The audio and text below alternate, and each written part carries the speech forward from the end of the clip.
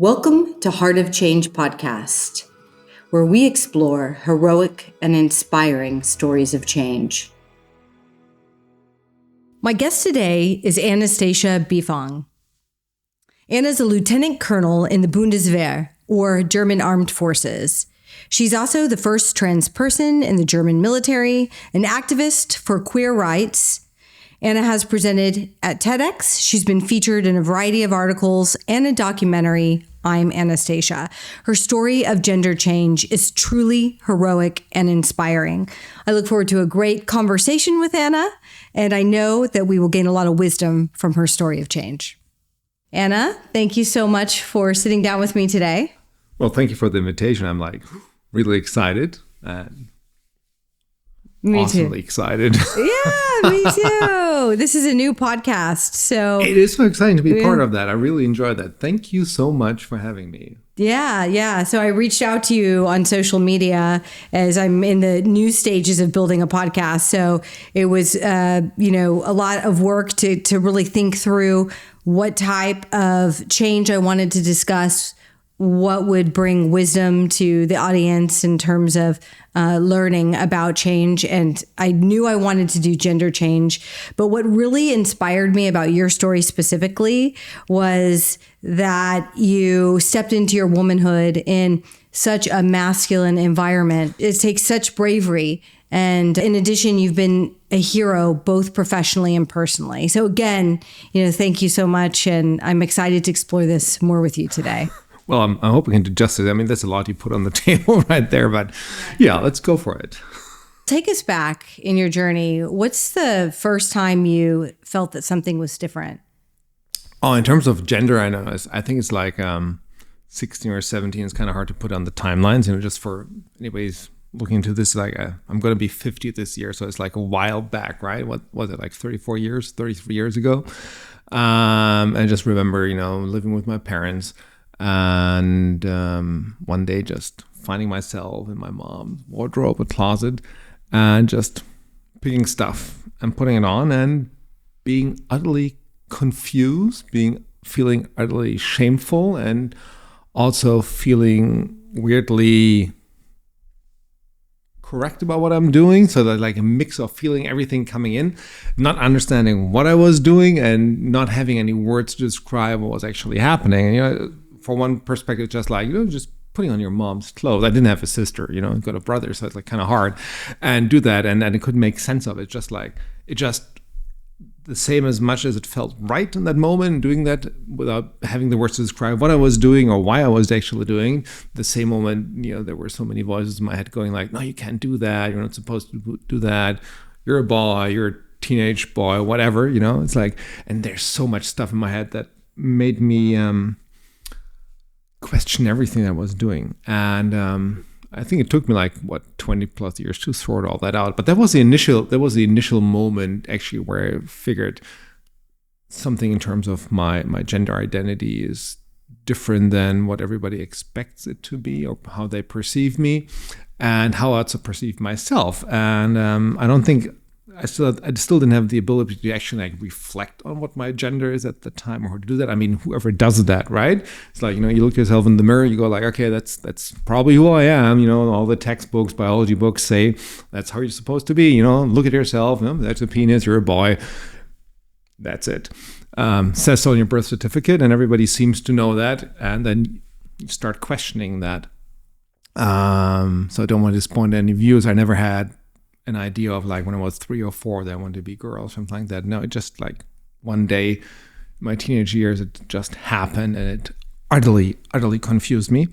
And it so actually it's stepping into my mom's closet put me in the closet in that sense, because it took me a couple decades to actually get out of that closet. That was a long, tough, sometimes hard journey, but that journey is part of my life, and I appreciate talking about it and sharing that. Sounds like a seed was planted at that time, but also I think that maybe transgender terminology wasn't as prevalent back then either. Did you know what it meant at that point in time? No, definitely not. I mean, so let's do the math. It was 90, 91, whatever. No, I didn't have any words for it. I don't know.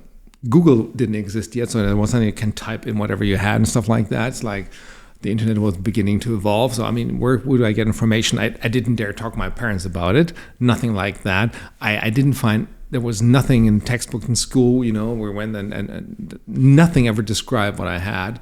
And one day flipping through the channels, afternoon TV, stepping into one of those ghastly afternoon, what do you call them, talk shows. I think it was Phil Donahue or something like that. They had a... Phil Donahue, I remember. Yeah. They had a talk show on aspect of, I think they called something like, My Husband Wears My Dress or something like that. Right. So it's something like that stuck, and I watched it. And it felt like, people being paraded in front of somewhere and not actually feeling their pain, or not actually feeling what they were going through, or not feeling their identity or their struggle, what they were suffering, but just like being displayed as you're off the scale. It's a phenomena, and at the most we pity you for it. And everything then was framed around that it doesn't fit our concept of heteronormativity, of how we build relationships, of what gender actually is. It felt like a masquerade and something then like a psychological disease, as it has been framed for a while. And so that didn't help, help me appreciate myself for what I felt. It was like, oh my God, am I in that corner, whatever that is? And being pitied is also not a nice thing. But that was, the most neutral part, or the best part of it. I mean, the worst part was that after pity came shame, dismay, total not understanding of it. And then people were framed like as homewreckers, you're destroying that, or why can't you be the man that you're supposed to be, and stuff like that, right? So you're like always failing in who you're supposed to be, instead of that they were trying to find who actually they are and being supported on that journey. So that didn't happen at all. And it was just like, 45-minute show, but that stuck so deep with me that it went like, okay, well, let's move further into the closet. It doesn't seem that nobody will celebrate you for who you are or help you. And then how do you actually want to put that topic forth? I didn't have the strength. I couldn't sit down with my parents at dinner table and ask them or tell them what happened. I felt so much shame. I had no idea where that came from. It was just there. So it's just perception and how you grow up and what you're being taught and how society views everything. I mean, that sounds very cheap as an excuse, but there's so much weight put on our shoulders when we grow up in terms of ideas and fixed normative standards, that I think when you start questioning them or you feel that you don't fit in them, that weight really crushes you down. It's really hard to carry. And like I said, that pushed me further into the closet. And then it doesn't take much to keep you there, right? There's, fear is a constant companion on that. You want to hide it. And then you have the feeling, I had that feeling that, whenever I decided to dive into my mom's closet again, in terms of that I was doing something that I'm not allowed to do. That's, again, connected to shame. And so it was a vicious cycle, It's like, on one hand, I felt that I needed to express who I am, and only had certain means to do that. But while doing that, I also felt that what I was doing was wrong, and that whole cycle, of shame and guilt was put on me. And I couldn't get out. And that lasted, like I said, a couple of decades. And getting older, then, of course, gaining more experience, stuff like that, more knowledge, I could find words for it, I could describe and stuff like that. But then life happens, right? You get drafted, you're in the military. You meet a few years later, your soon-to-be wife, something like that. And everybody expected you to be that man. And trying to get out of that was difficult in those instances. Not blaming anyone, but it took me a while, 20 plus years. Yeah, I can imagine that's really confusing, because on one hand, so confusing. It's starting to come out as common in society, but yet it's not looked at as acceptable. So there's a real dissonance between you feeling not alone, but yet you're also feeling like you can't come out and express your true self as well. No, and plus you don't have any words to express it. And when you have the feeling that if you want to express it, then you have to explain yourself, you have to defend yourself about it, right? And being viewed as the odd one out, then that takes so much strength to do. I didn't have that at all. Didn't have that. And then, of course, where do you connect to? Where's the community where you can actually share something? I mean, I didn't experience trans people in in the circle where I grew up. Not my friends nor my family. Nobody ever talked about that. I don't even think that my parents had any queer or homosexual friends at the time. Nothing like that over the years. So it's like, it was just this vacuum that I had, and you felt, of course, alone. And whenever you saw, sometimes later, maybe a trans person in public, you always saw them alone, rushing around, something like that, but not being out and proud, as I would say it now. So where is that one person, that idol, someone where you can connect to and see, oh, that's the way to go, right? That's the road that I can travel to. That is something where I can attach myself to and find strengths and move together. It's like there was no community as such. Not in the 90s, not in the early 2000s. I didn't find that. Not in my professional life, not in the military. There it didn't exist at all. It was not talked about, and what we don't talk about doesn't exist, right? So it's like, there you are, all alone. That feeling of being alone is something that, in my case, really put me in my closet and kept me there for a while. And also my relationship with my first wife, I did open up about my feelings, my issues, and there was acceptance to some degree, but only within the framework of our relationship. Let's not talk about it. You can do that if that's something that you need, then I can be as supportive as I can be, but always while trying to give space, also communicating to me that what I'm doing is actually not the way that, regular men act. So it's like, also had the same cycle of guilt and shame in there. Not blaming my ex-partner, not at all. Just like, we didn't have any good way to deal with it. I didn't have the words to communicate. I didn't have the words to communicate my feelings and how I think about myself. And I couldn't also, plot out a path of where this would go. And in the end, then it was always, oh, you want to be a woman, and that means you want to have gender reassigning surgery, and that would mean that we cannot be husband and wife. That means that's the end of relationships. So there was everything that connected me and my partner, for example, was then always on a path of destruction if I would follow my path, it would seem. So it's like, how do you choose? How the hell do you choose between, love and yourself? And I think often the people in our lives, even if they love us, our family members or whatnot, they're also have been raised with certain types of traumas and programming that they have. So they're on their own journey to standing in themselves. And sometimes you have to walk on your own path to step into your true self. I can imagine that was very difficult to go through. And I've heard that every transgender story is different. Everyone has a different experience. I don't know if that's true. Well, I think you will always find probably similarities and things like that, especially if you look at biographies and things like that, you can probably find similarities. What I often find is that, especially like my age group, there was overcoming lots of shame and guilt and not having any point to attach yourself to find a community in that sense. That was always difficult, so you always felt very much alone. But it's not like, we didn't start our life as, being seen non-gender or agender, and then take your time, take 20, 30 years to see who you are. No, it's like, there's your birth certificate, somebody goes like, well, there's a penis, that's a boy, that's a vagina, that's a girl, and there you go on the road. And nobody gives you the space, says like, well, do you actually want to reflect on your gender identity? Because I think it's probably for 98% of people in the world, it seems to be clear for them. Mm-hmm. And I do get that it's probably hard to understand, but it's like, well, for me, it wasn't. And it came at a time, and there was no help giving me a sideline, whatever, just to help me understand who I am. Because just like, that's weird. We're not going to do that. So I would have appreciated to have something like that, right? Something to hold on to know that what I feel are my feelings. My feelings are true, and they're righteous. They're totally fine. Society is not in that sense in terms of how they view anything that does not conform to a standard and how they deal with it. And that's a problem. But that took me a while to realize.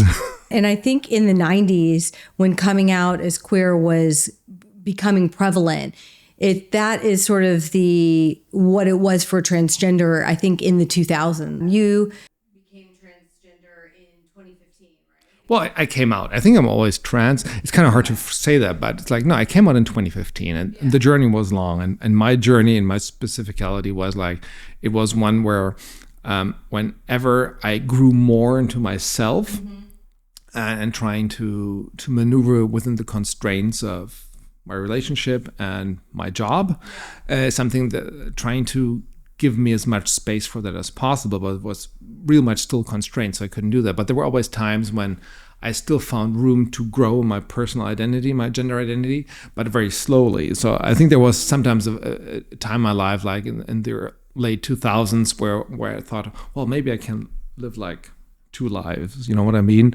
Kind of like the superhero thing, like super trans, go like, during the day you're a man, at night you're you're a woman, and go like that. I don't know, trying to have both experience, because one identity that people perceive was connected to so many things that I cherish and loved, not just my job, but also my relationship. And like I said, it would have, and in the end, it did mean the end of a relationship when I came out. But in 2015, when I finally came out, it was at the end of a very painful process for a couple of years. I think from the 2012, 2013, 2014, I would consider those not lovely years in my life. They were very dark and emotionally draining, and I was more or less functioning. So to the outside world, it seemed fine. My career took off. I never spent so many hours in the office before, because I didn't want to confront my reality of my life. And I just so regressed inside myself and just functioned to the outside world. But it was very painful, and I just couldn't take it anymore. And then the thing was, of course, over the years, I didn't know what my challenge is. I did have the words for it. I just didn't know how to do it, how to step into the light, and just how do I move about with that change. And I just realized nobody's going to help you with that. You have to do it on your own. And at that point when I did it, it wasn't courage. It was just like total despair, because I utterly was not happy with myself. I wasn't. And my brain told me, my heart told me, well, you do know why, right? You do know that you have the words for it, you know what, and actually you have the ability to just take that one step.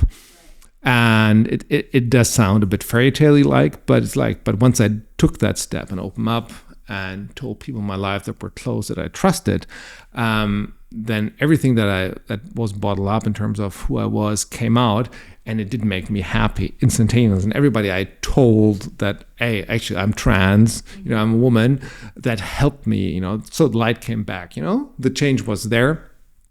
And like, yeah, it felt like stepping into the light in terms of now I can be really seen of who I am. And I love that journey. And the good thing about it, in my case, how I viewed, the journey is still going on. I think I'm always going to be questioning what my gender identity is. Definitely I'm trans. I love being trans. I'm a trans woman. I love being that. That's very specific to me and who I am. But just because I transitioned, whatever that means, right, medically and socially and legally, doesn't mean that how I perceive myself will not change or will evolve into something that is much more in line with my feelings, whatever that means. So I'm looking forward to the next 50 years. Yes. Totally, right? It's interesting because you're right. The journey just begins. Right, it does. When you step into yourself authentically. And it sounds like you stepped into your heart, which is sort of the premise of this podcast as well, is the heart of change. It's like going inward and finding out who your true self is and stepping into that. And then once you do it, the work begins. That's when you're radiating, you're still growing, you're evolving, and you accept the sort of changing process. But it's getting to that is, I think for so many people, is challenging. It could be a gender change, but it could also be a career. It could be a marriage that isn't working out. It could be whatever it is. A lot of change does take a long time. And I think people can relate with the fact that you had all these societal pressures on you that were holding you back from stepping into that truth. It's like you really have to explore who you are and almost, I think, leverage those moments and those societal norms to help push you, use them as a catalyst to push you into yourself. Well, and then realize that once you stepped out, then there's going to be more norms telling you how you're going to be. That was the other interesting part, right? I mean, suddenly you tell the world, I'm trans, I'm a woman. Then the world's just telling you, well, if you are a woman, then you have to be this, this, and this. That was interesting, So like, oh wow. So you step from one cage into the next one. Step from one box into the next box, and was like, but I want to explore myself. Why do I have to express like this? Why is there so much expectations on gender in terms of how gender is expressed, how people see it, how you're supposed to behave, what you're supposed to do or not? That was an interesting journey. I mean, it took a while for me to register that, once stepping into that. And one of the defining moments actually was, well, not maybe defining, but where the thought process also clicked in is when a very good friend of mine, I told her that I'm going to be transitioning. Yeah. And then she, to be a woman. And she said like, congratulations and welcome to social decline. It's like, and it took me a while to figure what she meant with that. It's like, what? But I'm going to be opposite. Oh, it's not about your happiness. I embrace that. It's like, but you'll see how the world works differently for you now. I'm like, nah, that can't be it. No. What do you mean? But it does. I mean, probably not as much for me as for a cis woman it has been growing up. Of course not. But suddenly you're put into new boxes, right? People tell you, like, you can't behave that. I mean, I still have that, people look at me and go like, well, but if you were really a real woman, you wouldn't look or act or speak like that. I said, what? What makes you the judge of, who is true and what is not true and how we should behave? But that's something that I think in society we still struggle with. So we're being always told how we're supposed to be to fit into a box, because seems to be easier to handle us than if we're put in boxes. Oh yeah, absolutely. But even, as someone who's not a trans woman, I feel that even my gender is very fluid. It doesn't feel binary to me as well. There are moments when I feel very masculine and others where I don't. I think a lot of people can relate with that. Yeah. Is that gender is a fluid, but it's put into a system. So we have to go by these specific rules, but maybe it's time for change from a systemic level, and us to redefine how we look at gender. Well, I think the time has not only come. I think we're past that time. I think we have to really catch up and give people and everyone the chance just to express how they are, and let's leave the coding of the binaries. And it's like we're not taking away anyone's gender or their own view of gender, just like increasing and giving actually how would I say that, just seeing the whole scale of what's in between those two poles that we consider to be male and female. I think there's so much. I mean, just walk around Berlin, right, and open your eyes, you see so much beauty and diversity. I just love it, and trying to express that and having the space and the freedom to express it, I think that's so rewarding and gives so much light to our true self, and also brings us as who we are more out into the light. And it's great to interact with people, when they're not shielding or putting a facade, something up that we can suddenly see and perceive someone as how they want to portray themselves as who they are. Yes, and actually communicate with someone in a vulnerable space. I follow Brene Brown. She's a professor out of the University of Houston, has done some amazing work about vulnerability and imperfection, and how vulnerability is the space that you step into for joy. So we have to get vulnerable. We need to be ourselves. And I think that it's really brave what you've done to step into yourself fully, and also your activism work to go out and to share your message with the world has been really inspiring to me. Well, thank you for that. Well, I don't know. It never planned to be an activist. It just happened. Yeah. That's probably what most people do. But like, it was also a necessity on one hand. It's like, retracing my own steps, feeling that, if I couldn't connect to anyone or any person, because there was no visibility for it when I grew up, is something that I can then just be visible. I mean, that makes myself vulnerable. You put yourself out there, but it also shares the message, and it gives people the chance to see. And it's just like, it's not the way, it's just one way, but I want to talk about it, I want to communicate about it. I want to make people aware of, the manifoldness of identities that we have and how we can live our lives, and where, social structures and norms make it difficult for us to exist as who we are, and break them down and tear them down. And then you can also, and go on the whole spectrum of inequality and stuff like that and start working there. But the initial step was, I just want to be visible, because that's something that I was lacking and missing. Just saying, not in terms of, I don't want to be an idol or role model. Just like one person has talked about there's narrative, and I want to put out the narrative the way that I feel I live my life, and how I give meaning to it, and as one example that people can connect to, and then also see if that resonates with them, and then they can have a choice.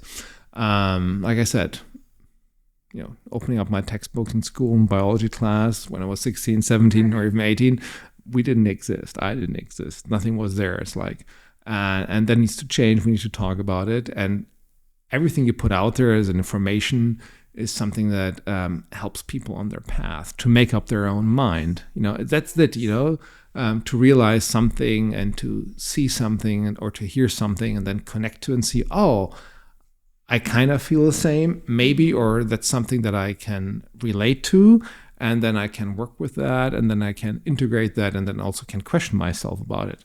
And that's what I think is the most helpful thing we can do. And that's why I appreciate being here with you and talking about it. And that was the initial start of my activism, actually, just to be visible. And then especially in stop me every time you want, is talking about my job environment, of course, because I never was the first trans person in the military in the German Armed Forces. I think I was only the first trans battalion commander they ever had, but it felt like that, right? So when I came on in 2015, I knew there were trans people before me in the armed forces, but you couldn't find them. You didn't talk about, so we still didn't exist. And that made it difficult. And there was nothing there. There were no guidelines. The military is an organization that codifies everything. You have rules and regulations, and you write everything down, doctrine, policy papers. But typing in trans in our intranet didn't help me at all because it didn't put anything up. I don't think I found anything even like in a medical system, something like that. So it was just like, wow, even here I don't exist. So I have to find a new path. But we did exist. And there were people that went through, gender affirming surgery and transitioning within that work environment, but nobody spoke about it. And so everyone I approached to about how this is going to be, it felt like I have to bring them on the journey. I have to do all the work. So there was no support, nothing there to support, because every look at it, well, never had a case like this. So how can we help you? I said, well, I have no idea, but suddenly you're the expert. Suddenly, just because you are trans, and I felt like I'm the expert, and I was happy to communicate. But I said, like, maybe that's not the way to work in an organization where we want to care about the people that work here. An organization that employs more than 200,000 people, just percentage-wise, you will have lots of trans people in there, right? So why not make it easier for them, and also make them aware that being a trans person and a soldier works out fine. That it's not a contradiction. You can be that. Either if you're F2M or M2F, who cares? It's not important. Important is that if you're willing to do your job in your service, you can do that no matter what your gender identity is, and there's a way to do it. And we can talk openly about it. And that's important. And then that change also affected something. I think 2 years after I transitioned, we put in the first policy and regulation guide in terms of how we're going to work with transgender people in the German Armed Forces. Took a while to get there, but we did. Yeah, I would think step by step. I mean, did you ever consider leaving the military because of just it being a hyper masculine environment and not having the right support system in place? It never felt like an option. Yeah. Because I love. Well, that's maybe I do. I love my job a lot. I mean, it's also part of who I am. It's part of my identity. I mean, that's what made the struggle so difficult, right? It felt like I can either be a soldier in office or I can be trans. No, it's not either or. It can be both. So there was no plan B in terms of how this is going to work out or not. I think in my mind, it was like, if they can't accept me as who I am after I come out, then I'll just have to deal with what my career is going to be and how it's going to work. But leaving the armed forces was nothing ever that came up in terms of just to be myself, because I said, I know who I am in the sense of professionally, I know who I am in the sense of my gender identity, and they can, not only go side by side, but they can be one and the same. And that's also so important. And also, of course, you said, hyper-masculine environment. Of course, I mean, we only allowed women to serve in all branches, I think, as in 2001. So we've had like women in service for the past 20 plus years. So not much of an experience in that area as well in terms of gender. And of course, it's also being then trans does challenge the whole idea of, masculinity and what is a soldier, what actually is a soldier, challenges it a lot. And people still question that when they come across me. It's kind of weird sometimes and difficult, but also there it's something to give visibility to it, that it can be both. You can disagree with any of my job choices, of course, you can talk about that as well. But I said, my being trans and my being soldier, there's the same thing. It's a person, and my values derive from my experience in both fields, both environments, and that's what makes me the person who I am. That makes me the woman who I am. That makes me the trans woman who I am. That makes me the soldier, the officer. Everything that is me, all those parts of my journey made me integrate them. And I want to give them also that sense of visibility in the armed force and say that, hey, it works, You'll just maybe have to change your view on gender, on binary, and how you perceive, women to be a soldier and stuff like that. So that is also something that then came initially after, I think, like halfway through my transitioning, where I suddenly realized that that's also going to be a topic, because people just couldn't comprehend. You had to either within the armed forces or sometimes outside. Just look at comments you sometimes get in terms of that this would work out at all, and like no, trans and being a soldier, that doesn't work out.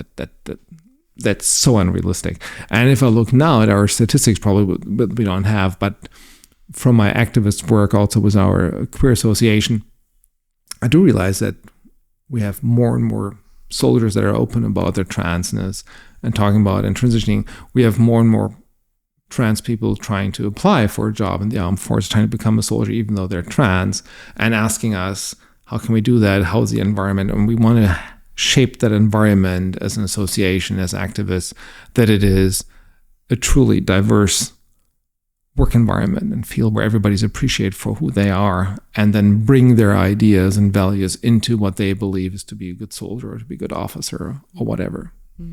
Do you think you would have transitioned earlier had you not been part of the military? I have no idea. That's such a difficult question, because like things happen. I got drafted, when I was 20. My dad was in the military. He's retired for the past, 15 years now. So I don't know. It's really hard. If I go on an academic journey, I could probably say that maybe would have been easier, but I don't know, because that was never an option that I had, or that never crossed my mind even. It's just like, no, I want to do that one thing and I wanted to be who I am. It just took me a while to integrate both of them. And I'm very happy with what I do. And I don't regret not transitioning earlier, because I cannot regret something that I don't know how would it turned out. It's not like this is your path. Yeah. Here's your film. Here we can show you the film of how your life would have been. If you would have transitioned at 20. Right. That doesn't exist. Maybe in some other universe, but hey, then somebody else is living that. That's also cool then. But it is for me, and a lot of my activism stems from the experience that I had, and maybe I just like the struggle. I don't know. It made me to the person that I am. It gives me the strengths that I derive from, and it gives me a perspective of myself that can never be taken away. So there are no regrets. Yeah, nothing. That's great. Yeah, you've got to live in the now. And just sort of appreciate where you are. But of course, there are others that can learn and look at you as a role model. And perhaps it would help them, encourage them to their journey to be a little bit shorter or easier if they wanted to do that. But it's true. It's once you stand in yourself, you're just happy to stand in yourself. You don't really lament on the other things. So what was the reaction when you came out to your, would it be commander? I think at the time I was working in the Ministry of Defense, so I don't know, my branch head or whatever. He was confused, but he was very supportive. That's what I actually found out, that was part of my unique experiences, that when I approached the people that I worked closely with, I realized two things. First of all, my facade seemed work very well because everybody was like, what? Yeah. Can't picture that. But then on the other hand, they went like, okay, I'll support you. And then in that specific case, I still remember he telling me, I mean, I just went to his office and said, we have to talk. And like I said, he didn't know what was coming. I said, I'm trans, by the way. And I felt his, not confusion, but his lack of knowledge. And then his insecurity in terms of how he's going to do it. But he handled very well because he didn't think about, what does trans mean now? Is it a problem for everything? He just focused on the person in front of him and said like, well, there's somebody that's sharing something that's very important. They're making themselves so vulnerable because I can't take it back then, right? It's like, it's been said. And he said like, and he, in all earnestness, he honestly said, I have no idea what that means in a sense, how we're going to do it, how this is going to work out. But he said like, we will manage this. And the little we, that word was so important because they're like, you're not alone. I'll be of help as much as I can. I can support you. But with the we also, I felt also included, not like somebody else is going to take decisions for me, but it's going to be something where I can probably be in control of the road ahead in terms of say what my needs are, how I want to go along with it, because I didn't have a plan, right? There was no path. I said like, well, I knew the few steps, that you can probably take, get medically, things like that, get psychologically, whatever you need. But those are just like little steps. But going from one step to the other on a timeline of then in the end 3 years, I think it was, something I couldn't, carve that path out, and I couldn't tell him like it's going to be day 1, day 2, day 3. That's not how it works, right? I didn't know how I would feel, 1 year into my transition or I was going to be. I had no idea how long the timelines are to get something approved medically or not. How does it actually work? Because for me, it's also the first time to go through the whole system. Within the military, and then of course also legally within our social system as well. So everything was, you could read about it, but of course like you have to take that road. And for me it was just important that I can be in command of my own path and be in command of my transition, and to try to be as much of me as I can be in that time frame, and not be labeled or put on ideas of how it's going to be by somebody else. It's like, no, this is my life. This is my life. And I take the steps. And I was very impatient. With roughly 40 years old, so I wanted to have this going fast. It didn't go fast, of course. But for me, it was important to be always in command and control. Yeah. And they let that happen as much as it can be, of course. And then there are regulations and guidelines and medical timelines. You need psychological indication, whatever you need. But some things you don't have control over. But everything else, it was to be, okay, this is going to be my way. This is me. I've been waiting so long and working through this internally for so long. I'm going to be in control and I'm going to be in charge. Yeah, I feel like we get a sense of freedom, but it's within a box. Oh, boxes you know what again. I mean? Yeah, they're always boxes, right? Because I feel like there's all these assessments you had to go through, and you had all these checklists from a government perspective. Oh, yeah. But yet you're free. So it's how free are we really is the question, right? I felt free when I articulated that I'm a woman, that I'm trans. And when then I got in contact with the system, that freedom was taken right away.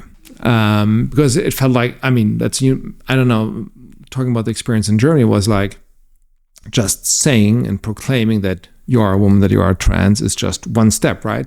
So to get your gender legally changed, you have to get psychological evaluation, stuff like that. And you need to get, I would say it's like government approval. So you need to convince them that what you're saying actually can be determined by somebody in a professional field, a psychologist, and go like, oh, so it's not enough that I just say who I am, but it needs to fit certain parameters so that you can say, okay, I think what you feel about your true self is also how we see what is supposed to be your true self. And that huge disconnect I could never understand because there was so much weight put put on it.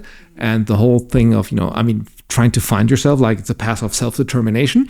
That self-determination was taken right away from me because it felt like, then you have to prove that you actually are a woman. And felt like, well, how the hell am I going to do that? How is that going to work out? All I know is how I feel, but that's even more hard to describe, And where do you actually, where do you put your check marks on, And that's what I meant before when we talked about those boxes and those standards. Suddenly people are telling you, well, a real woman, that term came up a lot, like, would not act like that. So do I have to take myself back now? Do I have to be soft-spoken? Do I have to start wearing makeup all the time? I don't know. Do I have to wear high heels? I love sneakers. That seems very superficial, but those are things that people point to. And if I check my Facebook timeline, probably over the last 8 years, I know my expression changed a lot. And the way you see me today is not the way you would have seen me like 8 years ago. But I'm happy to be how I am today because this is my true self. Yeah. But I mean, there's so many people that would say, you look more like a man. Said like, no, I don't. That's how you perceive me. I know who I am. I feel very comfortable the way I am. I can cut my hair short. I can grow a beard because I can still do that. And it doesn't take anything away from my transness or from myself being a woman. Just like, you don't see me that way and you have a certain understanding of how I'm supposed to be. But I'm not going to give you the satisfaction to be how you want me to be because I'm an individual, I'm a person. This is going to be myself. I imagine there's parts of you wanted to keep as you went through this change. Like some things change, some things stay. I don't know. It's like, it's how you said in the beginning. You said like, you can be more masculine, more feminine. Right. So those are just descriptions, right? And we attribute certain things to being masculine, to being feminine, right? We can do that. And not to go stereotypical, but I think we all know what that means. And trying to break through that understanding also is very helpful. So if you only equate certain abilities or skills or emotion being male or female, I don't think we're going to get anywhere, but somehow we seem to do that. But I don't try to think about it like that, like in terms of like leadership or how I do my job. I don't think I'm less masculine than I was before because it's not about being masculine or feminine, just like the way I want to lead, how I want to shape a work environment, how I want to communicate with people. And that's just me. So let's get rid of those attributes, masculine and feminine, because they're just arbitrary binary coding that we just put in just to put people in boxes and place them and have a hierarchy, or suppress, half of the population, 50%, just because of their gender. And that's utterly wrong. We all know that. But it's like, I get reminded a lot about it, just by the thing that for an outsider it didn't change. Starts with the voice. It's like, so when people hear me on the phone, they generally do that, no matter how good they know me. But I want to talk to your wife. I said, well, you can't talk to my wife because I'm the bank account holder and you're talking to the person. You just think you're talking to a man just because, the voice is so prevalent. You hear that. And people always ask me, well, why haven't you changed that? I said, like, why should I? Right. And of course, it's kind of hard to explain that because I went to, gender reassigning and reaffirming surgery. Of course, there's no more penis. I've got a neo vagina. You've got breasts. Why did I do that? Yeah, actually, I saw a clip of your penis party, which was really funny. Oh, yeah. That was a great party.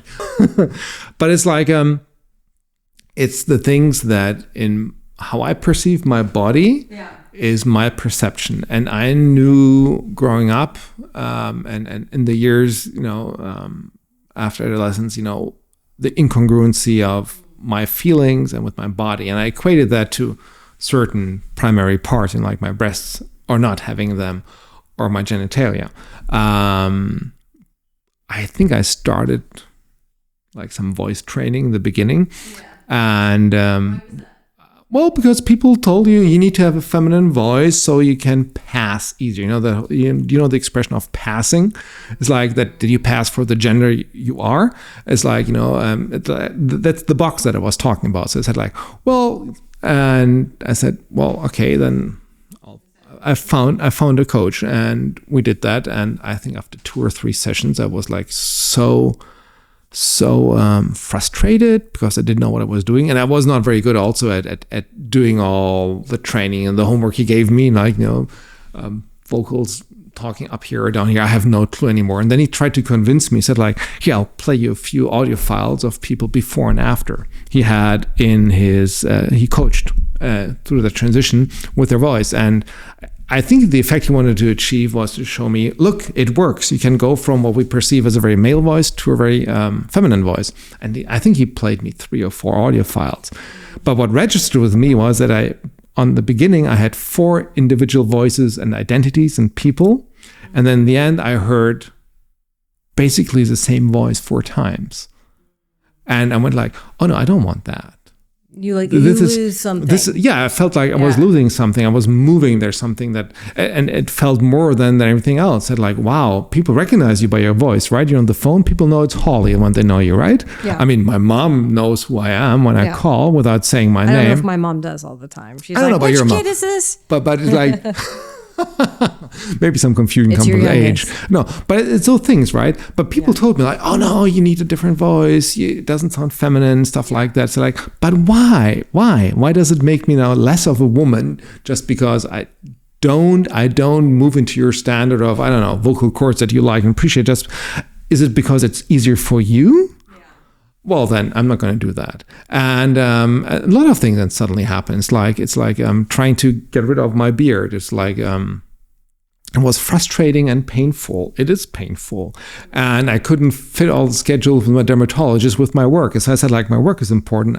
And they didn't only have Saturday appointments at 10 that I like to have. No, it could work. So I said, screw it. I'm just going to keep shaving every day. I don't mind that. So hormones, gave my hair growth, a burst into slowness. It got less, but I still have to shave.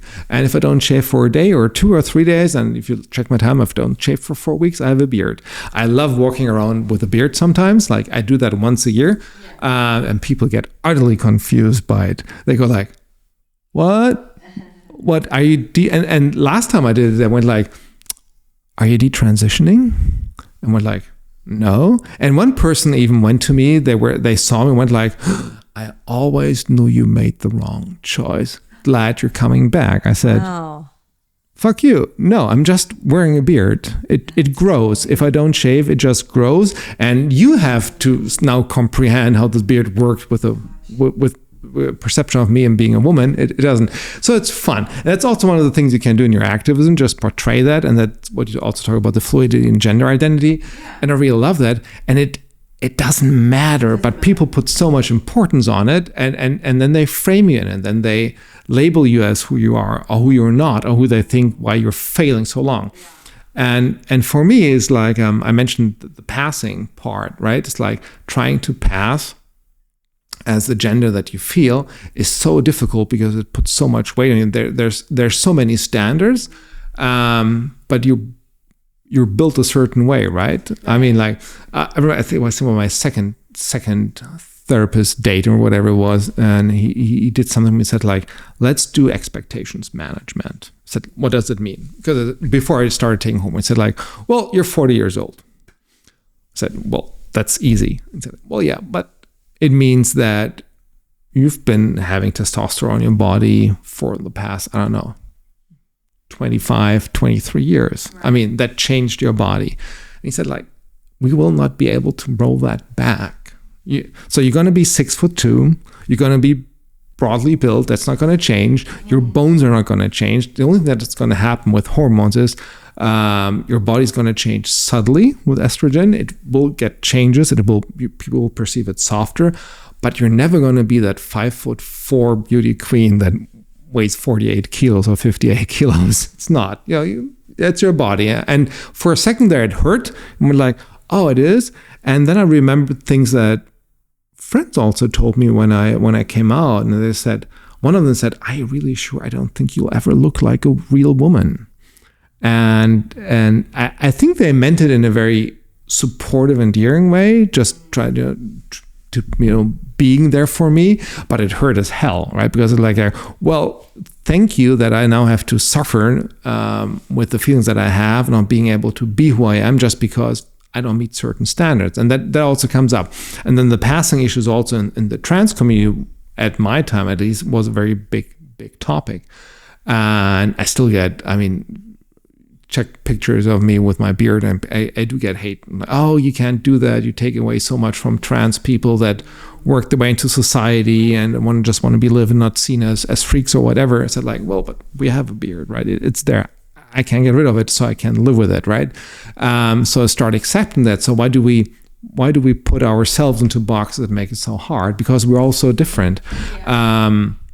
And then why do we make it so difficult for people actually to start the journey towards their own gender if they see, oh, there's so many obstacles and there's so many things that I will never be able to achieve, because I don't know, I'm bald, I can never have hair growing up, and we equate so much, especially for female trans people with hair. It's like, oh my God, it's a burden and whatever.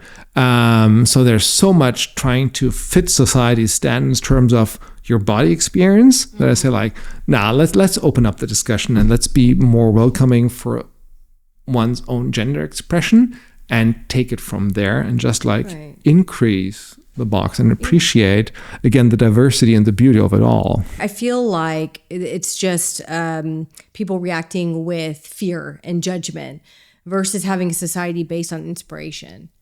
We should inspire each other to stand in ourselves as authentically and as beautifully as possible, what that is to them, versus judging others. But that judgment typically comes from inside the other person, them not being comfortable with some aspect of themselves or gender. I find typically that's what the situation is. I would totally agree. I always ask people, so why can't you love yourself?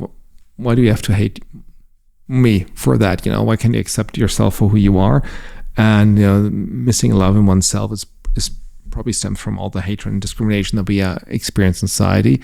And but it's like so internalized, so learned, like everything that's beside what people experience as, and I hate that word, the norm, gives them the right to judge on that. And sometimes the feeling people just lash out just because you live the way that they don't dare to live in either the same way or in a different part of their identity or the personality. Would say, but I'm holding back.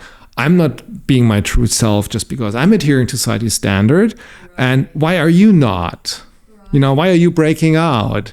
You can't do that. I want to do that too, but I can. So I'll have to reel you in instead of, why don't we just all go out and be who we are and live happy. And how do we deal with that kind of discrimination? I mean, often there's just a wounded child inside of that person, right? Like they just need to be guided to stand in their authentic self. So how do we navigate that?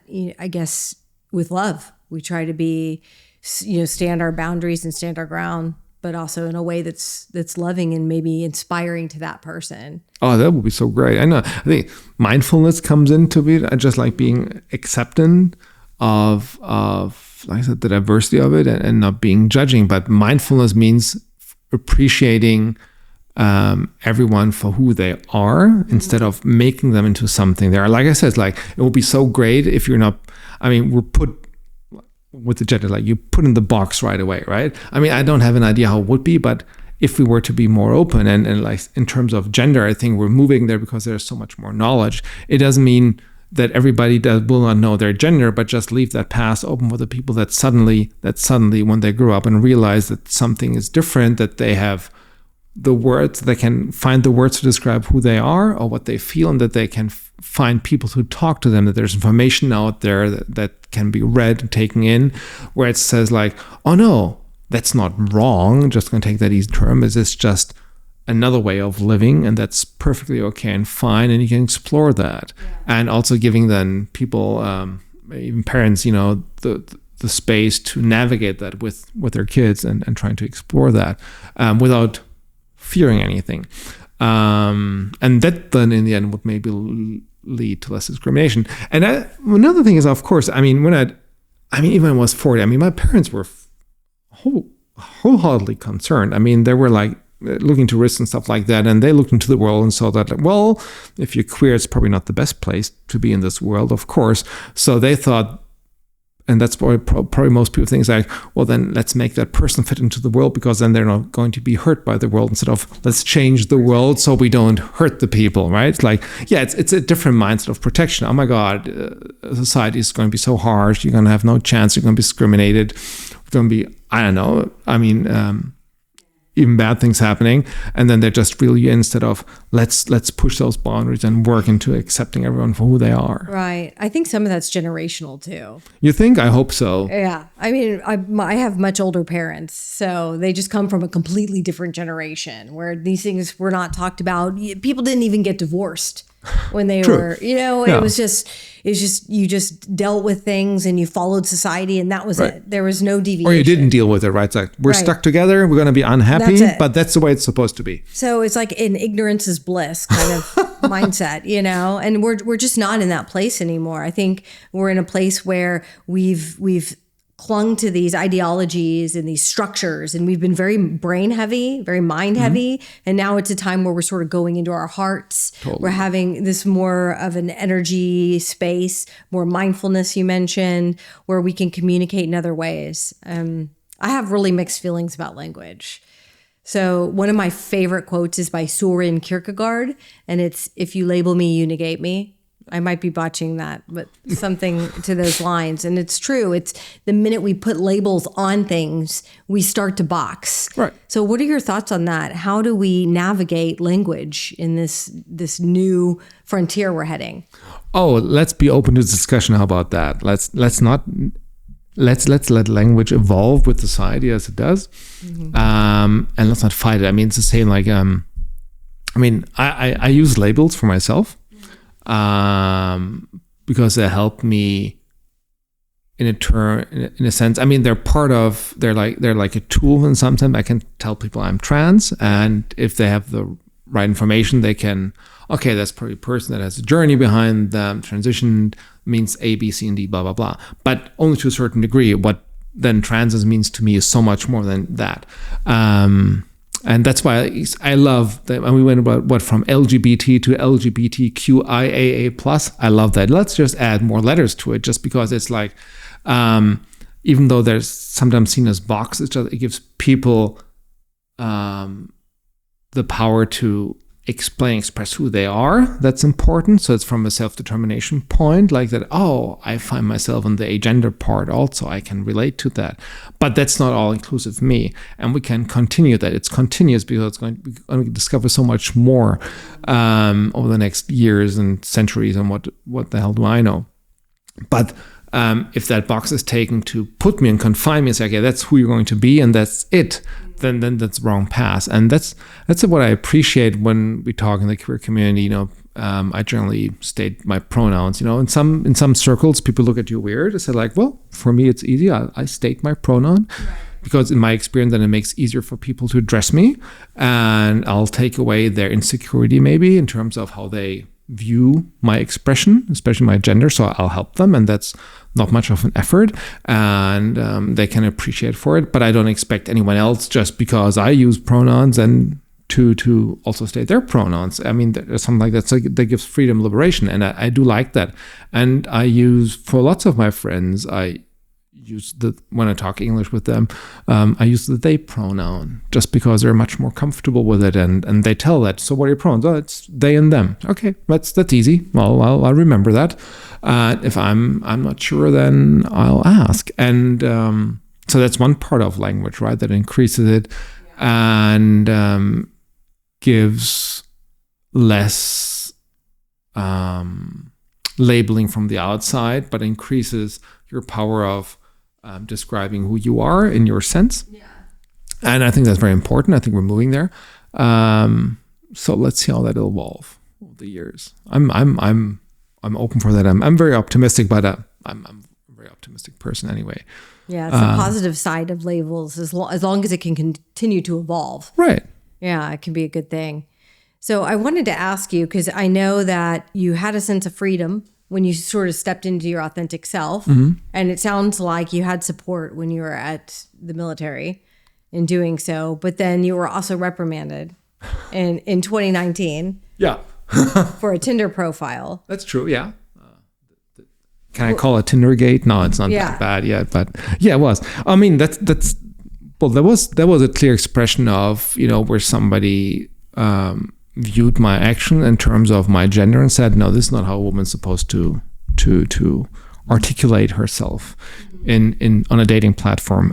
We want to give some context to it. Yeah, I had a Tinder profile.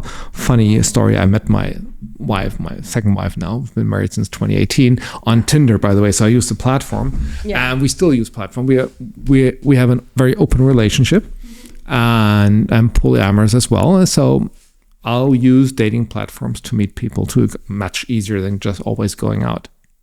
And I had a Tinder profile that stated my name and my age.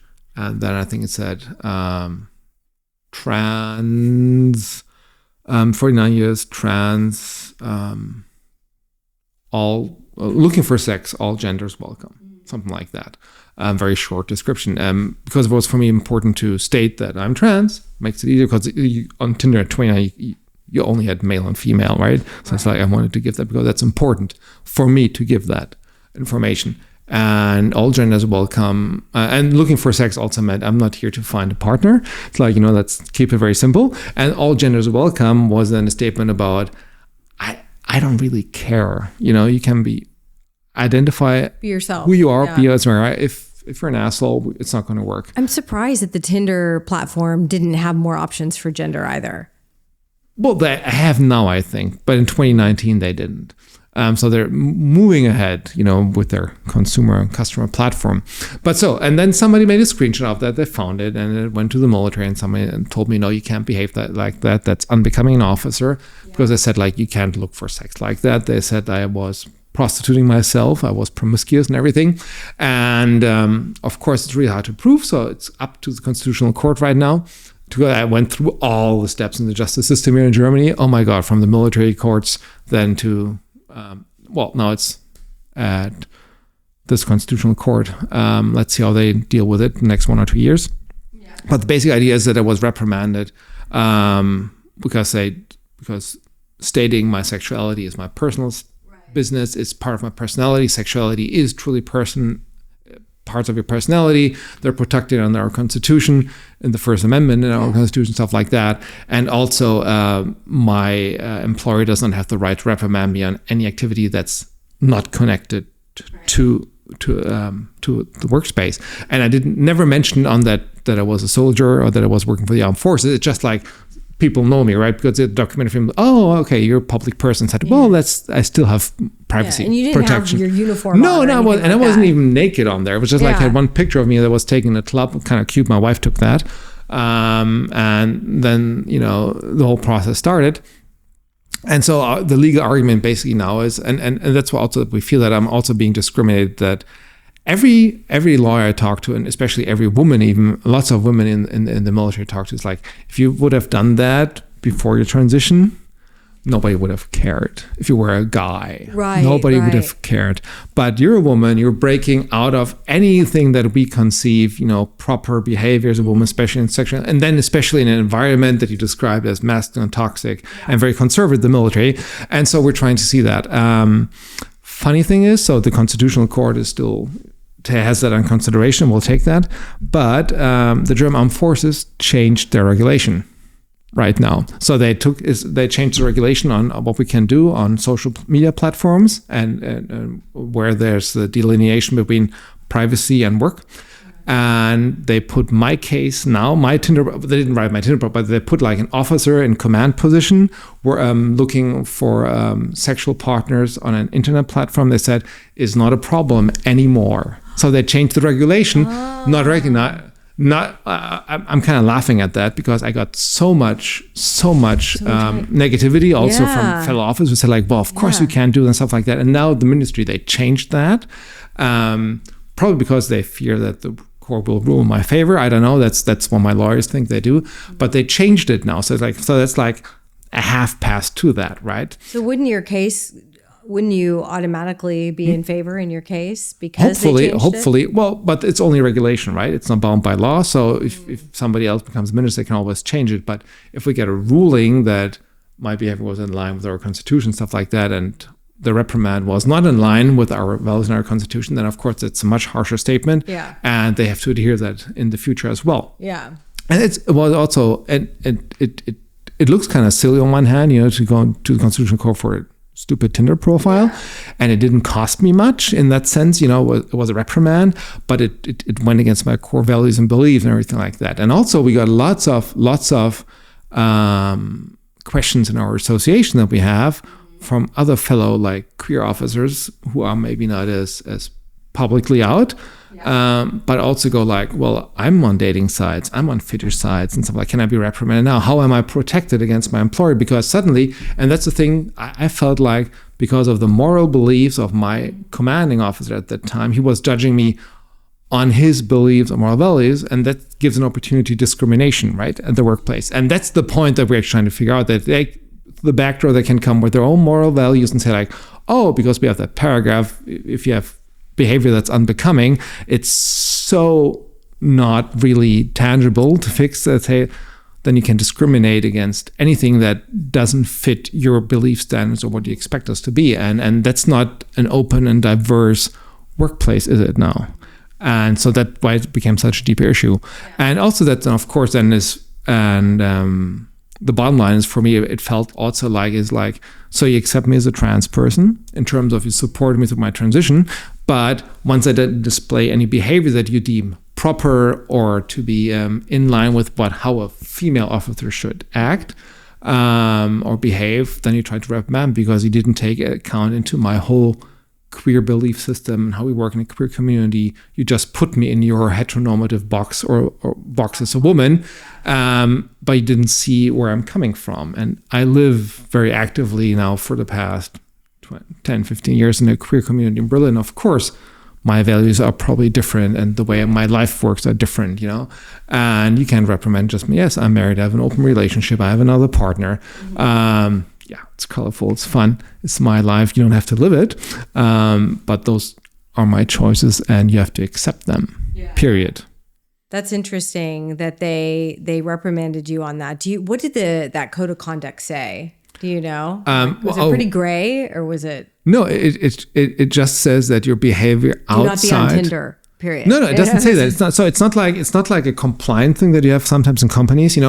Basically you go if you have compliance regulations, stuff like that, they state what you cannot do, right? Yeah. You need to be specific about it, right? Because you're not supposed to to shade up your workplace or your employer, whatever. But that compliance has to be very specific, and that's not. It just says any behavior that is that can be seen as have negative impact on the armed forces, something that you're like, oh wow, that's a lot, right? Because it's so broadly formulated. That's what I meant. Then my commanding officer could have said, well, my beliefs are such and such, and since I'm the commanding officer and I represent, in that case, the employer, then I can reprimand you on those grounds. And I just said, what are the grounds? What did I do wrong? And he couldn't explain. He just said, you can't do that. I said, why can I not do that? I said, no, an officer does not do that. An officer does not do what? No, you cannot state that you're looking. What are you questioning? That I wrote, I'm looking for sex. So you think your officers don't have sex? Or you taking you're not fine with my expression of all genders welcome, because what? And they sometimes even said, I think in one court ruling in the middle court, it said that the formulation, the wording of all genders welcome seems I'm very promiscuous and I don't take any choice. I'm just objectifying myself for a sexual partner. I went like, what? Really? Which is really just putting their perception. Right, it is totally. It's like it's framing their way. That's not my intent. This was like, this is my values, this is my belief, how I approach people, being open about who I am and what I am, and also stating that sense where my boundaries are in that sense, and also trying to protect myself. I state that I'm trans, so if you are trans, don't approach me, please. But I'm also stating I'm open to any gender, and I cannot say which gender, right? Because there's manifold options. But we can start dating if you're a sympathetic, nice person. That's how you communicate, right? It's like that's so easy. Yeah. But it didn't seem to be for him. That's interesting. Yeah. And especially you're not only stepping into your womanhood and on that journey, figuring out what that is, getting invested in the queer rights, but you're also evolving the military as well and the way they view very slowly, change and doctrine and yeah. Well, it's supposed to. I mean, it's like I think I said once. It's probably one of the dinosaurs of institutions that we still have. I like my job. I like it professionally. I'm really, really, really deep down to my core. I'm a soldier, but it doesn't mean that we have to stick to the norms of the 1850s, right? We can move ahead, and then I want to have people in the military that not only defend the way we live in society, but that also have the alienable right to live those values in that institution as well. So it's like, we're not outside of the state, right? We're part of it. And if we're part of it, then we should be diverse and we should be colorful. And we should embrace all of them. And everybody that wants to serve should do so if they're right, should serve. But, being queer does not negate being a good soldier, being a good officer. It does not, just like, get used to it. Oh my God, I could talk on for hours. It's going to be boring. So Anna, if you were to give any advice to your 16-year-old self, knowing what you know now, what would you say? One simple thing. Believe in your feelings. They're real and they're true. If somebody would have told me that I don't know if it would have shortened the journey, but it would have given me so much more courage and would have made me believe so much more instead of, and probably would have rid me of the shame that I was feeling, the guilt. That's I think one of the things that I always tell people when they come to me and talk about, I think I'm trans or whatever. I can't tell them if they are. I said, like, just believe in yourself. Just trust your feelings, because your heart is trying to tell you something, right? There's a disconnection. And that's actually what it was. It's like this disconnection between maybe heart and brain, if you want to see that and something like that. And suddenly your soul jumping in with your heart and telling you, no, you're on the wrong path, and you have the tool and the power within you. How are you going to use them is and how you're going to apply them, it's part of your journey. But trust and believe in them. They're not wrong. And, in my case, it was like I felt like I've always been told that everything was wrong, but it wasn't. Like I said, society was wrong in that sense of trying to make everybody kind of the same. It's like, let's not break out of the binary mold, or if then only in certain restrictive ways that we allow them to be. And if I would have heard that, trust what you feel, your feelings are true, how you perceive yourself, that would have helped me so much more, because that was something that I questioned a whole long time, the question of what is wrong with me, why can't I be like anybody else? Who wants to be like anybody else? But it's like conformity, there's so much pressure. So that's the one thing, that's a really true one thing that I would say. It sounds maybe very easy, but I think that's something we should always learn, to listen more into our feelings and our heart. So true. I don't think we learned that actually, right? No, but we don't, which really makes me think about our education system and the way we're teaching ourselves. We need a life class, basically. We need a class about connecting with your inner self or whatnot. And I don't know how that would come to be or how that should be crafted, but I think it's important. It is, and that makes life so much more easier than in terms, and that's one thing that I learned from that, isn't I think I said that before, is that it's not about questioning who I am then in the end, but it's like reflecting and experiencing who I am. So like I said, my journey into my gender identity is probably at worst going to end with dying, but hey, what do I know what comes after death? Maybe another great journey, but there's nothing is set in stone, nothing is there, and that can change. And I really learned to listen to what my heart tells me, where I feel, whether I'm not right or wrong, but if that's a path that I want to continue on. That helped so much more, gaining that trust in my own self. That was so important. Right. Especially, and that then took away so much fear. Because then, stepping out was suddenly not that difficult anymore, because no, it's like, it might be hard. There might be obstacles you have to overcome, but what I'm feeling is true. And it doesn't mean it has to be right, but it's true. That's who I am. And don't let people question that, but if they can hear what you're saying, what you're communicating, then they can help you on the path. That's something else. And that's also how I felt, then how I dealt with my therapist. I said, like, I don't need you to tell me whether I am or not. I just need you to help me ask maybe the right questions or find direction in this whole system, how we can go about it. And I'm happy that I see, especially with, I'm actually going to say that with the young generation, that I think they're much more in tune with their own feelings and who they are as a person at a very young age, instead of like being so screwed up in conformity, that there's real chance of, really blossoming and then having, that diversity that we actually have to bring out. And be true to yourself, trust your feelings. So what do you think is your responsibility now as an activist? To have a responsibility? I don't know. That's a big word. Responsibility is. I have a motivation. I have a motivation to speak out, be visible, to be approachable. My responsibility is just being very true in that sense, and being my authentic self. That's it. And being an activist, for me, it means to share part of my life, to point things out, but not to put out boxes for other people, right? It's not to constrict, my journey is my journey. My view on gender is my view. I'm going to fight for that everybody can find their place, but I'm not going to try to constrict or say, I have found that one true path. This is how it's going to be. That's so fucked up. That's so screwed up. People tend to do that, right? I found the way. This is the way, and everybody has to adhere to that. No, that's so wrong.